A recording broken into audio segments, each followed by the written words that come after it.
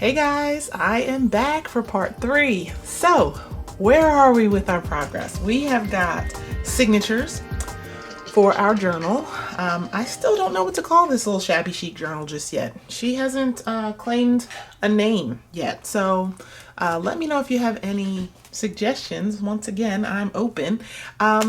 Before I go any further, my name is Charnay. I'm the Papyrophile. Thank you so much for coming and checking out this video. Welcome to my channel if you're new. If you are a subscriber, I am so appreciative of you and your support. If you're not yet a subscriber, take a look at some of my other videos. See if this is someplace you'd like to hang out. All right, so let's get started. So where are we with our signatures?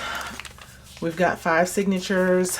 I think we know where each page is going to end up. I don't think I'm going to move anything around so much, going forward before I do some binding.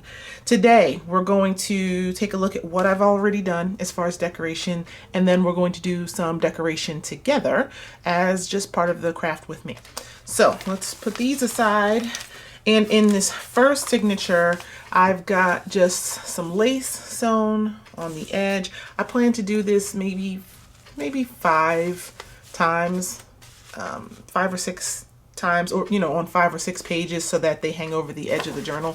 So when it's all closed up, you get this little pretty fluffy bits, right? So what else have I done decorative in this signature? Oh, I did a little postal slot. Okay, so that is just a piece of patterned paper. I like it because it's got, see how the bees are metallic. I'm trying to get them, there you go. Like just pretty spring paper. The slot itself is a die cut, and please don't ask me what brand that die cut is. I believe I got it from Amazon. It's just a slot. It came also with, you know how you can buy gift card cards in the store where you open the card and it's got the sentiment inside, but then there's a place to stick a gift card. And what it is like 2, I don't know, semicircles, and you slide the gift card and kind of tuck it. It comes with that punch also in 2 different sizes, and then 2 different sizes of the slot. And all I did was just sew around the edge to give more of that handmade look. And then I glued it right on top of the paper. In hindsight, I could have sewn around the pattern paper before I glued it, just to give a little bit more texture. It's too late now, because on the other side of this, I don't want to sew. I have some of that, one of those digitals that's very textured. Looks like the edge of some crocheted fabric and some collage, and I just added that little cute doily that I got from the slow stitch kit that I went over in part 1, that I hauled in part 1. And yeah, I just thought that was a nice little, I'm always adding pockets, so to add a embroidered, I'm sorry, I keep saying embroidered, crocheted doily pocket, I thought was something different. So we'll also be making tags and things to go in all these tuck spots in the book, so stay tuned for those. That's the extent of what I've done there. Second signature, I've created a pocket out of this fabric that I really loved. Let's use the other side here so it doesn't blend so much. And it's a really deep pocket. It's I don't know what this is called, the style, because it's kind of upside down, right? But it's snug, so like this paper is not going anywhere. And I'll make another tag to go here. But this is that linen that I pointed out in the haul that's got the beautiful gray detailing on it, and I just stitched all around, and pretty easy peasy.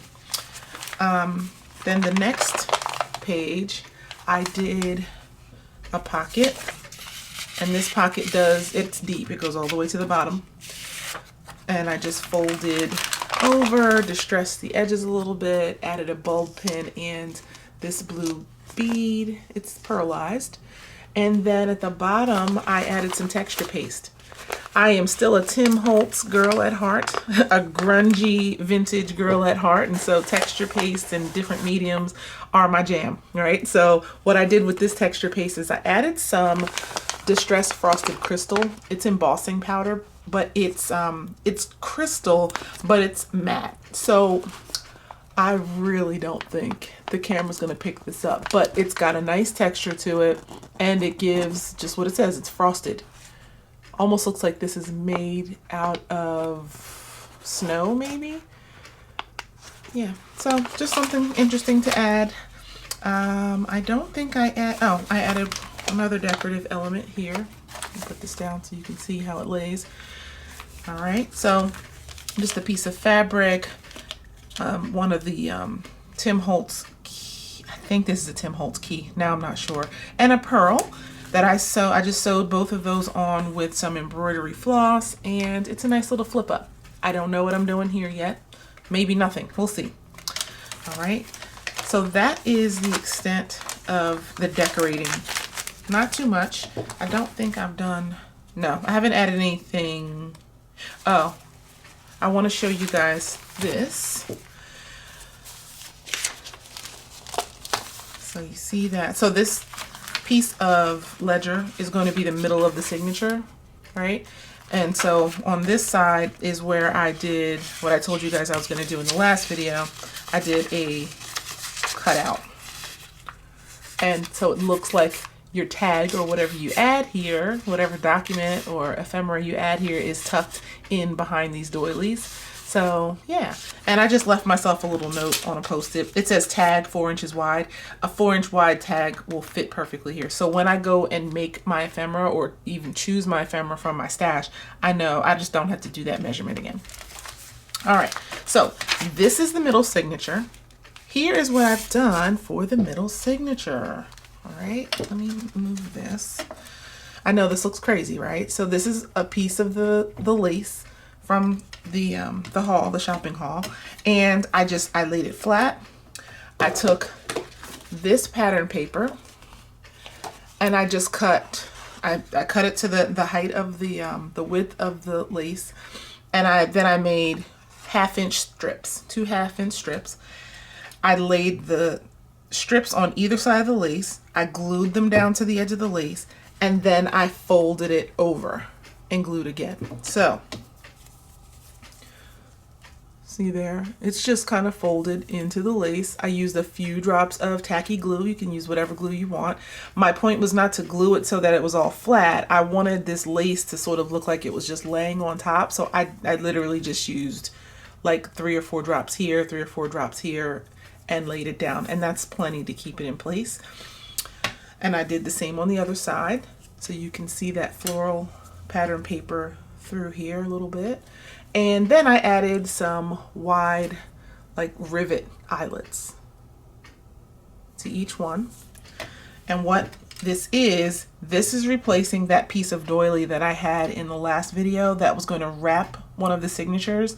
The doily, it was pretty. Here it is.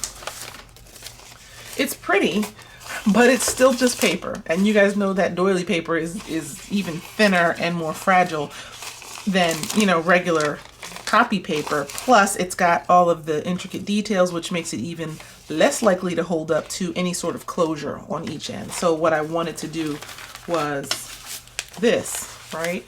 And not seal it, have a closure here. So instead of the doily, I'm using lace.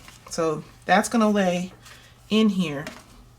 And then this is gonna be my little like lace jacket on this signature. And then I will string some string through here, maybe seam binding. I have all kinds of ribbons and things, so we'll see what looks best here. And this will be the middle signature. So go back, add in all the signatures. And so that middle signature will be wrapped in lace, and this will stick out a bit. Now remember, other things will stick out. So right now we've already got the lace here on this first signature, but there'll be just doodads and things hanging out. So this won't be just by itself and be awkward at all. You'll see in the final product. So that's what I did off camera. Just a little bit of decoration, added some things. My goal was to add things that I couldn't add after binding. Most of my decoration can be added just fine after binding. So I think we're gonna move on to making some pockets, or at least just one pocket on camera, and I'll show you the rest at some other time. So give me one moment and I'll grab my stuff to make some pockets. All right, I wanted to adjust my camera. That's what I want to do. Here we go. Show you the strips from that linen that I made that pocket, like the up tuck pocket that had that gray trim. These are these pieces that I cut off. I'm definitely going to save these. So I don't save a lot of paper scraps, the tiniest paper scraps, but I do save fabric scraps. I think I'm going to make a ruffle out of this also, and just, you know, piece them together.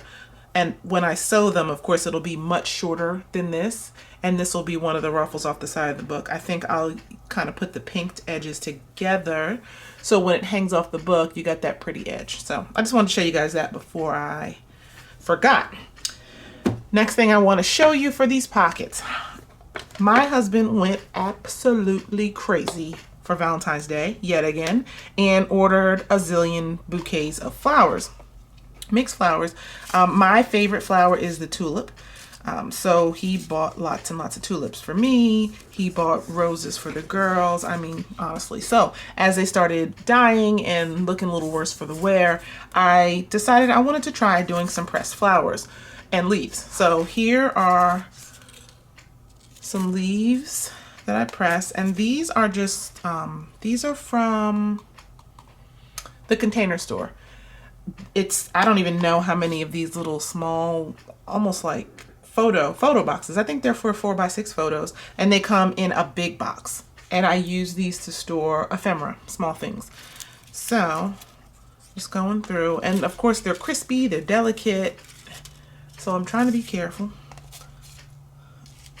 This one I think is my favorite. Look how perfect that is. Beautiful. So lots of different types and different sizes. This one's 2 together. I do like that. So that's those. And then I did some of the petals. I'm new to this, so they're not fabulous, but, and just even trying to, see this petal is coming out of the flower. I don't know how or if I'm going to use these. I wanted to flatten them and dry them out and sort of keep the shape some, but you know, it is what it is. Yeah, so this one's just kind of falling apart. The drier it gets. This rose turned out pretty decent. It didn't dry very flat, but still nice. There we go. What I'm going to try to do today, I'm going to attempt a window, or maybe even a pocket. I haven't decided yet. That's going to have a, well, it's a page that's going to have a window in it, and in the window will be one of the pressed flowers and or leaves. That looks almost like a heart also. So these turned out good. So that's what we're using for this project. And I think we're gonna work on, this is just one of the signatures. I think we'll work on the back, the last page of this signature, so that the next page in the journal will be the next signature, and there'll be more space in between, so that I can do something that has a little more depth. I really do try to plan out my books so that the bulkier stuff has a place to rest. Because again, like I said, I don't like that overstuffed alligator mouth feeling. So in between signatures is a good spot for your dimensional ephemera. Okay, so this is the last page of one of the signatures. I'm just going to take it out, sit the rest aside, and this is where we'll work. So let me adjust my camera again. So these standard journal pages are 5.5 by 8.5. So I'm going to use this as the backdrop, and this is called a backdrop. this will be the base page for the window. These are 6 by 10, so I'm going to go over to my trimmer, which actually is right here just off camera, and cut this a little closer to the size that we need. I don't know, about 1/8 of an inch all the way around, you know, of a border. And we'll use this die set. This is Infinity Dies from Hero Arts. I think I got these from scrapbook.com, and they're nesting dies, so you can do all types of sizes. And I don't know what size yet, so we'll start here. No, I think that's too small.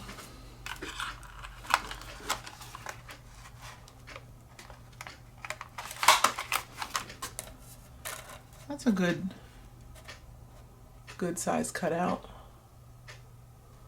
Yeah, and I think what I'll do, when we cut this oval out, the piece that gets cut out, I'm going to mount it behind this so that you can, I'm trying to say this the right way. When you take whatever insert out of the pocket, it looks like this. It looks like a window that's got a background. And then the transparency with the flower. You'll see. All right, so I'm going to take this over to my die cutting machine. And I will be right back. All right, we are back. We have our piece die cut from the middle. I put some tape here to keep the piece here, and I'll show you why in a moment. I also went ahead and stitched around the edge. I used that same heavy duty gold, I guess it's gold, light brown thread. I just like it with this color palette. I'll be using this color and the cream color probably throughout the journal. And I went ahead and punched a notch in the top because, like we said, this is going to be a very tall pocket. And the reason I kept this here is I want to get it exactly right on the paper. So what we're going to do, we're going to use a little glue. The glue is going on the oval cutout piece only. Okay. Then we're going to situate this the way we want it on the paper. That way, once we have our window cut open and we have the acetate inside, come on, it'll line up in the background perfectly, which is what we want. All right, so that pocket is good there. So we'll glue this oval portion down.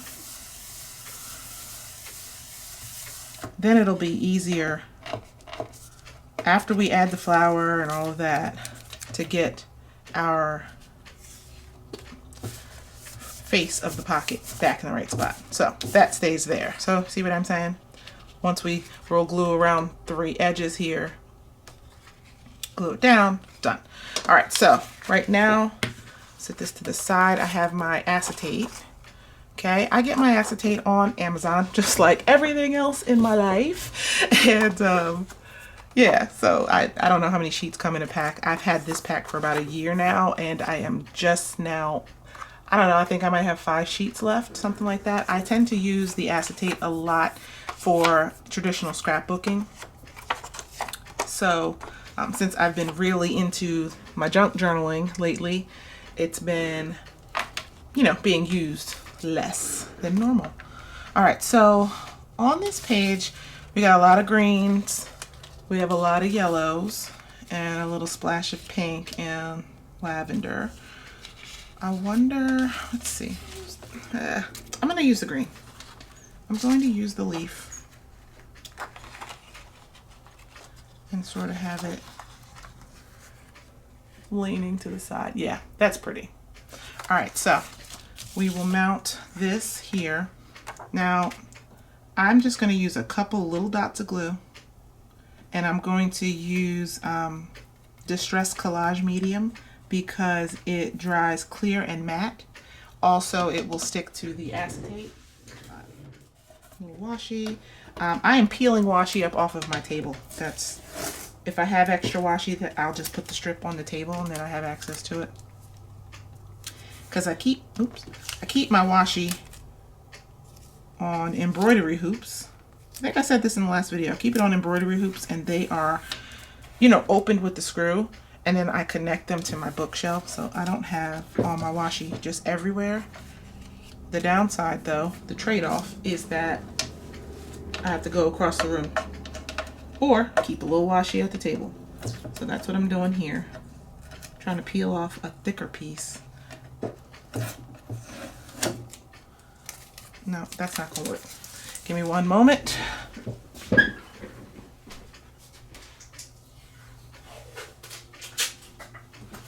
Okay.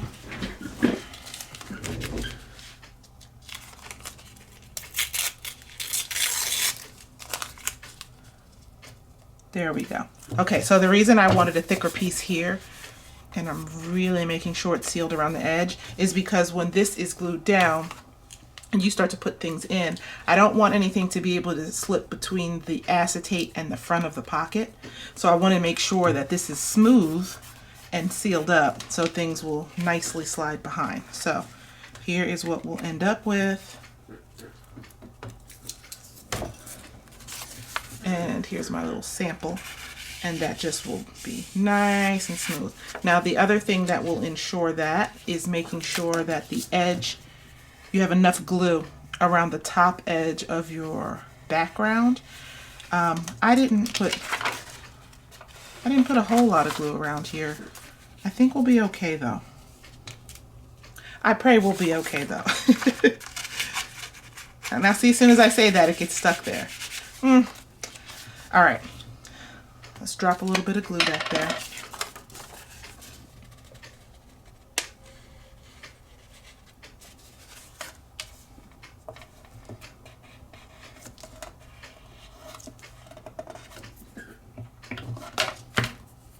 There we go. And now we're ready to rock. Okay, and that gets put here. Now I could have, instead of sewing this like this, I could have constructed everything and then sewn it, but then I'd have the back portion of the sewing. Sometimes that bothers me, sometimes it doesn't. What I've noticed though is that when artists, rather than people who just write, when artists who do mixed media buy my journals, they want some blank spaces, and I just didn't want the stitches to impede on what would be a nice blank spread. So I'm going to use, instead of glue, I'm going to use double-sided tape. Glue sometimes, especially when you've got stitches to worry about, getting a good seal, sometimes it just takes forever and you've got to press and press and press and press and press. You got to hold it and make sure. The other issue is that this coffee stain paper, it's just paper, just copy paper usually. So I don't want to get it too wet with too much glue. So we're going to use tape.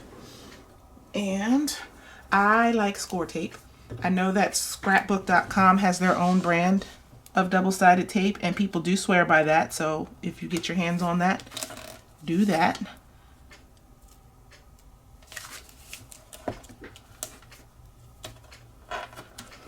What's great about this tape, besides its strength, is that it tears with your hand. You don't need any scissors or anything. It comes in all kinds of widths too. This is 3/8. 3/8? Yeah, 3/8, less than ½ an inch.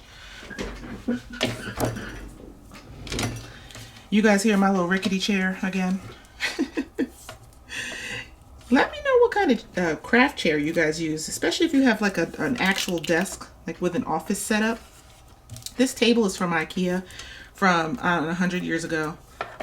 And it is adjustable as far as the height. You can make the legs longer or shorter. I like it because I can make it really tall. I can make this a standing desk. And I'm 6'1". Very, very tall. So if I can make this a standing desk, you know you got a good product. But anyway, so if you've got a desk and a chair set up that you like, please let me know, because I'm in the market for a brand new office chair for crafting.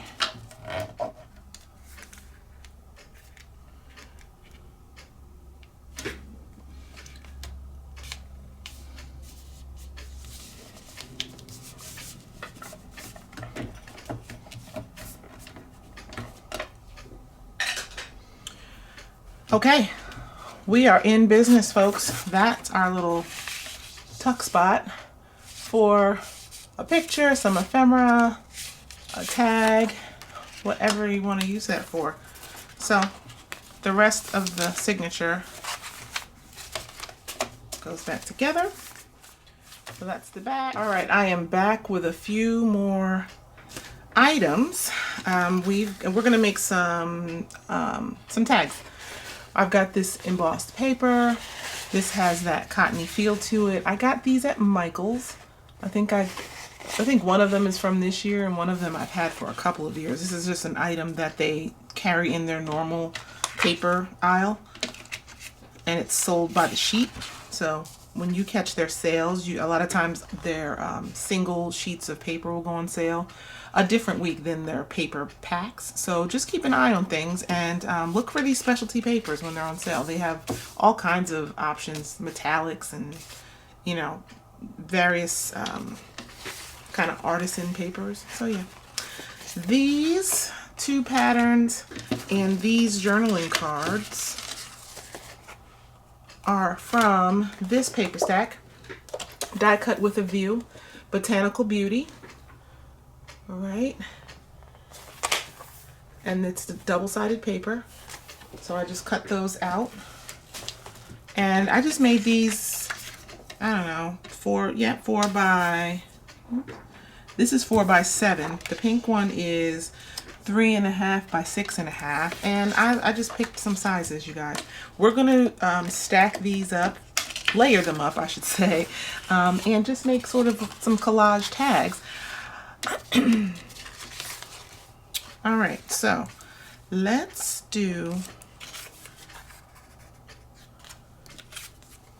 I kind of like this and this together, right? Pick up with the oranges, pinks, and purples. And I've got some scraps from my scrap stash. These are from a Tim Holtz pad of some sort. And I have some old hymns.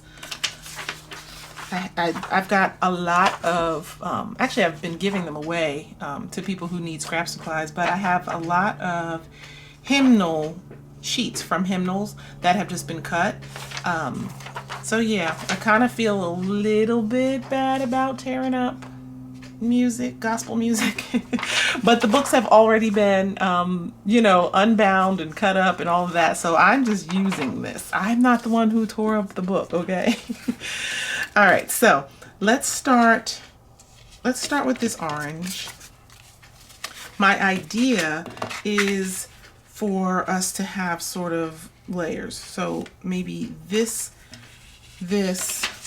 I'm gonna put this upside down for now and sort of just, I'm gonna tear them. And just a nice little collage background.